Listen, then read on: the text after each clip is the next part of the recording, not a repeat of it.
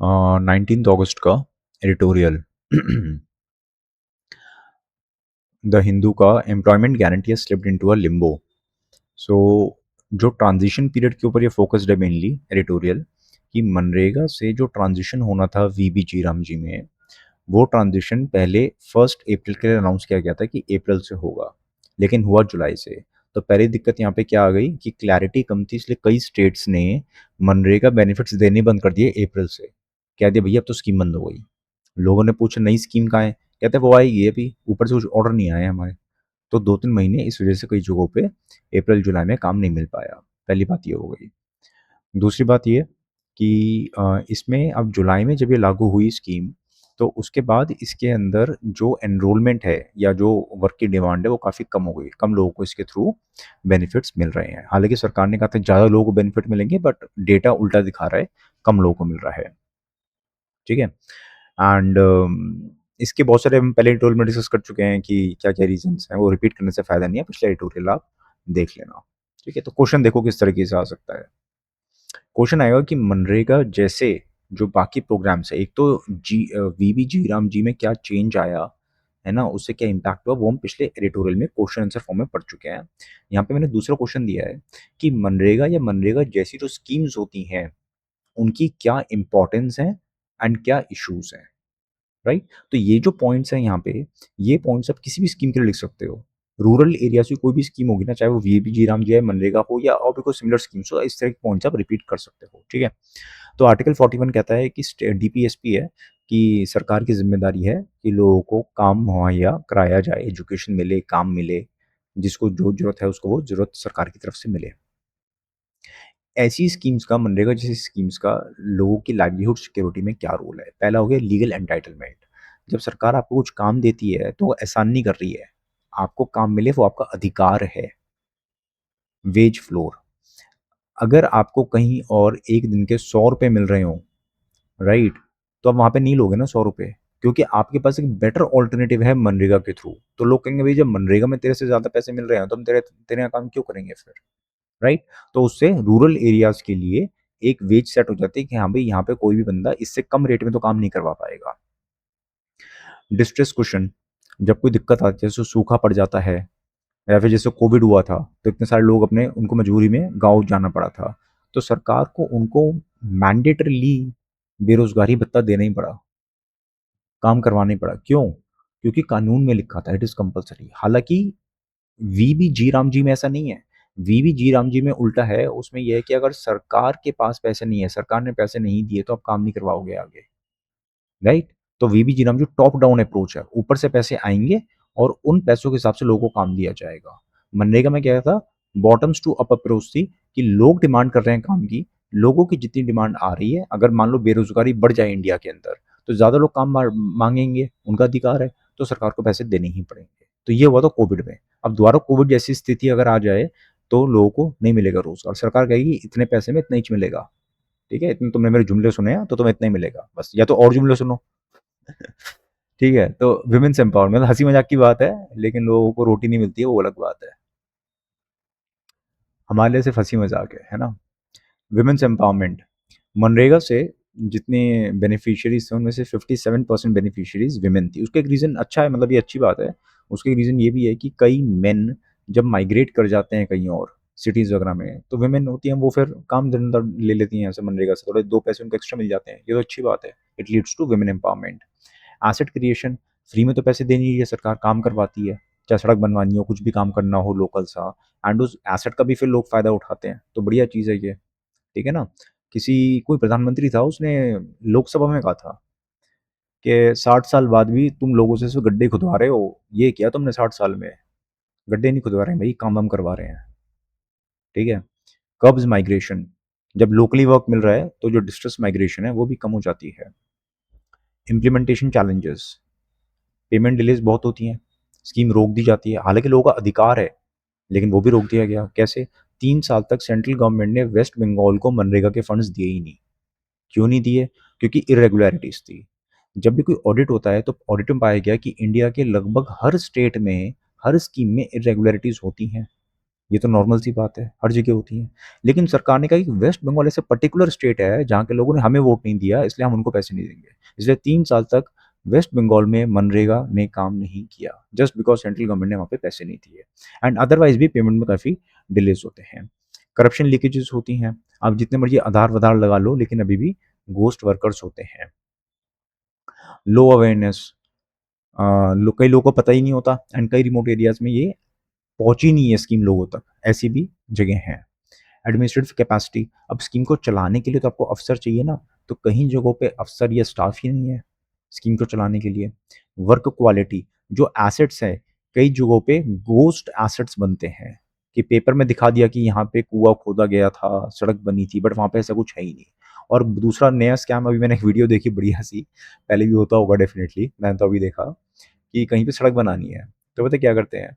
जो ऐसी मिट्टी है ना, मिट्टी पड़ी है, मतलब कहीं पे ज़मीन में पड़ी हुई है, उसके ऊपर बस तारकोल की मतलब एक लेयर, एक पतली सी लेयर बिछा दी, काम खत्म, और फ़ोटो खींच दी कि सड़क बन गई।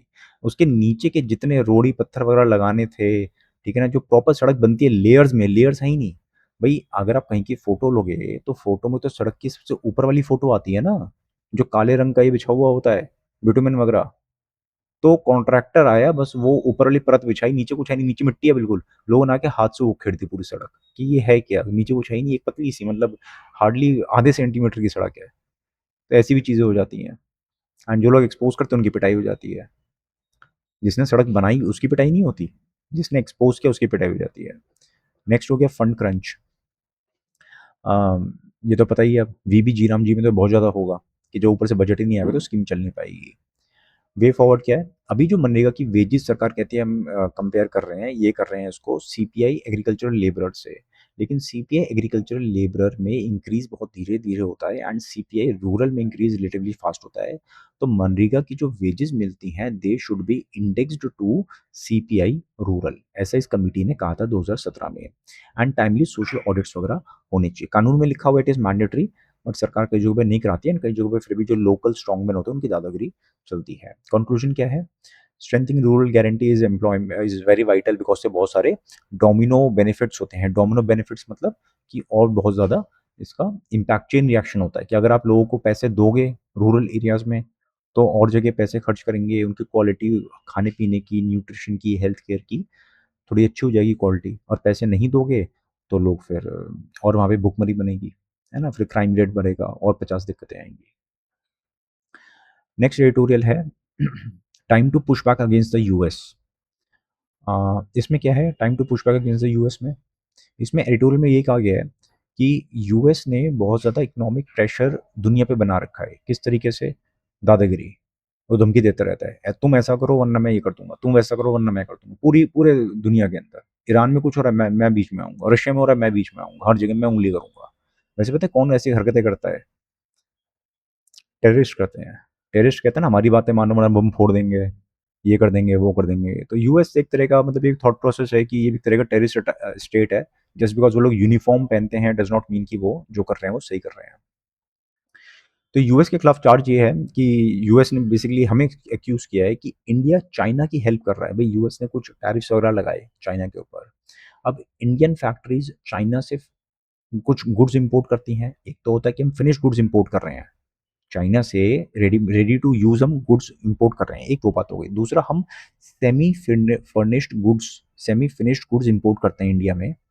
अपनी फैक्ट्रीज़ में हम उनको फिनिश्ड प्रोडक्ट्स में बनाते हैं एंड फिर आगे बेचते हैं, है ना? तो ऐसे ही तो कोई भी कंट्री प्रोग्रेस करती है। चाइना ने भी ऐसे किया था, हम भी वैसे ही कर रहे हैं, इसमें कुछ कुछ चीज़ गलत नहीं है। We are importing the intermediate goods और बना के हम आगे बेचते हैं उसको, इंडिया के अंदर, इंडिया के बाहर।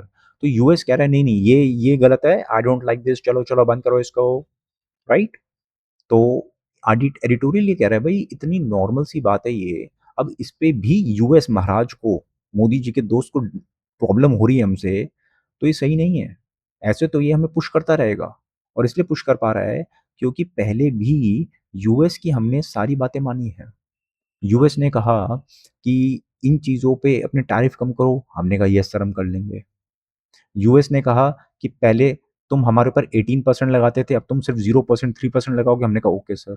हमने सारी बातें मान ली। 2019 में उसने कहा वेनेजुएला से तेल नहीं खरीदना, हमने कहा ओके सर। अब 2025 में यूएसए ने कहा कि खरीदना है वेनेजुएला से, क्योंकि उसका प्रेसिडेंट को मैंने अगवा कर लिया है। ट्रम्प ने एक ट्वीट किया था कि now I am the acting president of Venezuela. उसके बाद यूएसए ने इंडिया से कहा कि चलो अब तुम खरीद सकते हो। हमने कहा ओके सर, अब हम खरीद लेते हैं। यूएस ने 2025 में अगर रशिया से कम खरीदा, हमने कहा ओके सर। तो हम क्या कर रहे हैं, अब एफडीआई रूल्स हमने रिलैक्स करे थे उसके लिए, वहाँ के ई कॉमर्स जायंट्स के लिए। अभी हमने यूपीआई पे हमने नया कानून लाया है ना पेमेंट्स वाला, कि हम यूपीआई पे सरकार अब चार्जेस लगा सकती है। क्यों? क्योंकि वीज़ा और मास्टर कार्ड जो यूएस कंपनीज है, उनका बिजनेस इंडिया में ठप पड़ रहा था यूपीआई की वजह से। तो हमने कहा ओके, हम अपने यूपीआई पे चार्जेस लगा देंगे सर, जैसा आपको। ये जो पास्ट कंसेशन हम दिए हैं, उससे वॉशिंगटन की हिम्मत बढ़ी है। अगर हम ऐसा करते रहेंगे तो बहुत दिक्कत हो जाएगी। तो इस पे क्वेश्चन किस तरीके से बन सकता है? क्वेश्चन देखो, strategic autonomy in the 21st century requires economic autonomy. अगर आप इकोनॉमिकली सशक्त हो, तभी आप दूसरों को खुद दूसरों से बच सकते हो, जो दूसरे लोग बुली करते हैं आपको, राइट? अच्छा, बुलीनेस का ना एक और एग्जांपल है, तो आए दिन आता रहता है। अब यूएसए ने कह दिया है कि कोलोनियलिज्म 2.0 चल रहा है ये। यूएसए ने कहा है जो ईरान के पास वाला इलाका ना, ये अमेरिकन टेरिटरी है। किसने चैलेंज किया इसको? किसने चैलेंज नहीं किया? कोई इसको चैलेंज नहीं करेगा। क्यों? वो होता ना कि जब एक क्लास में 50 बच्चे हैं एंड एक बंदा दूसरे बंदे को बुली कर रहा है, तो बाकी सब लोग चुप बैठे होते हैं। क्यों? वो कहते हैं हमें तो बुली नहीं कर रहा ना। जो गड्ढे में गिरा है सिर्फ वही बोलेगा, बाकी लोग क्यों बोल रहे हो? जो नीट का स्टूडेंट था वही बोलेगा, बाकी लोग क्यों बोल रहे हो? तो इसलिए कहते हैं एक एक करके सबको निपटाओ। तो अब यूएस से वही कोलोनियलिज्म 2.0 अपना रहा है, कह रहा है एक एक करके सबको साइड करो। तो अब वो धीरे, पहले उसने लड़ाई शुरू करी मतलब में, लोग चुप रहे, फिर और शुरू किया, फिर सब चुप रहे। अब वो कह रहा है ये तो अमेरिकन टेरिटरी है, सब लोग चुप है। फिर वो धीरे धीरे पूरा कब्जा कर लेगा, रातों रात थोड़ी ना करेगा। सब चुप है, क्या भी हमें क्यों, हम क्यों पंगे लें? इसीलिए हमने जो 1950 60 70s में साउथ ब्लॉक शुरू किया था ना पूरा, ग्लोबल साउथ का, वो हमने इसलिए शुरू किया था नेहरू ने और बाकी कंट्रीज ने मिलके। क्योंकि एक में जाओगे, अकेले जाओगे, वो पीटेगा तुम्हें। तो ग्रुप बना के जाओ ना। लेकिन अब हम क्या कहते हैं, अब हमारी अलग ही पॉलिसी चल रही है बिल्कुल। तो स्ट्रैटेजिक ऑटोनॉमी का मतलब होता है कि हम अपने डिसीजंस खुद ले सकते हैं विदाउट एनी एक्सटर्नल प्रेशर। देखो, एक्सटर्नल सिचुएशन को ध्यान में रखते हुए फैसला लेना एक बात होती है, लेकिन एक्सटर्नल प्रेशर में फैसला लेना ये टोटली दूसरी बात होती है। ठीक? तो इसके ना मतलब ऐसा कोई भी क्वेश्चन आए ना, तो पता है उसका आंसर क्या हो सकता है? उसके सिंपल सा आप ध्यान रखो, ऐसे क्वेश्चंस में आप सिंपली लिखो कि India needs to revive the non aligned movement, India needs to take up the leadership of the global south. Leadership कैसे? अपने आप को डिक्लेयर करके, कल से मैं तुम्हारा राजा हूँ, मैं तुम्हारा लीडर हूँ, नहीं। वो कैसे होता है? तुम ग्लोबल साउथ के लोगों का, कंट्रीज के इश्यूज को रेज करो। अगर यूएस के इन्वॉल्वमेंट की वजह से तेल महंगा हो गया पूरी दुनिया में, और सारी नॉर्मल कंट्रीज को, एवरेज कंट्रीज को दिक्कत हो रही है, तो ये सभी कंट्रीज का मुद्दा है ना। अभी तुम्हें अगर लीडर बनना है अपने इलाके में, कैसे लीडर बनोगे? अपनी सोसाइटी में जहाँ पे रहते हो, स्कूल में, कॉलेज में, तुम लोगों के इश्यूज समझोगे, लोगों के इश्यूज रेस करोगे। जब तुम लोगों के इश्यूज रेस करोगे तो वो तुम्हें अपने लीडर चुनेंगे, कहेंगे हाँ ये हमारा लीडर है। तो उस वजह से हमें ग्लोबल साउथ के जो इश्यूज हैं उनको रेस करना होगा, तब हम एक कलेक्टिव वॉइस की तरह उनके लीडर बन के यूएस से बात कर सकते हैं। तब यूएस को लगेगा भाई इसके पीछे तो 50 कंट्रीज खड़ी हुई हैं। That is what we did in the past, but some people teach कि हमने कुछ नहीं किया ही नहीं हमने। तो इकोनॉमिक ऑटोनॉमी क्यों मैटर करती है? आंसर कैसे लिखोगे? रटोगे क्या सारी बातें? यार रटना नहीं होता है, समझना होता है। अच्छा, इकोनॉमी की बात हो रही है। क्या चाहिए इकोनॉमी में? फैक्ट्री चाहिए सर। तो ठीक है, बोलो पहला पॉइंट अपना, ये सब भूल जाओ जो मैंने लिखा है, सब भूल जाओ। ठीक है, क्या लिखोगे पहला पॉइंट? कहोगे हमें पीएलआई स्कीम को स्ट्रेंथन करना पड़ेगा, प्रोडक्शन लिंक इंसेंटिव स्कीम को और इंसेंटिवाइज करना पड़ेगा, ताकि इंडिया में डोमेस्टिक मैन्युफैक्चरिंग स्ट्रांग हो सके। जब मैन्युफैक्चरिंग करोगे तो सोचोगे ना सर उसके लिए बिजली कहाँ से आएगी? तो एनर्जी सिक्योरिटी चाहिए हमें। तो ध्यान आएगा, अच्छा हाँ पेट्रोल वगैरह सारा क्रूड हम इंपोर्ट करते हैं, तो हमें डिपेंडेंस कम करनी पड़ेगी कुछ सप्लायर्स पे, एंड अपने सोर्सेज को डाइवर्सिफाई करना पड़ेगा। 2 पॉइंट बन गए, एक हो गया मैन्युफैक्चरिंग, दूसरा हो गया आपका एनर्जी सिक्योरिटी। तीसरा क्या कहोगे? कि हम चाइना पे डिपेंडेंट है, जो भी फैक्ट्री के लिए रॉ मटेरियल चाहिए, और बहुत सारे मटेरियल जो हैं हम चाइना से लेते हैं।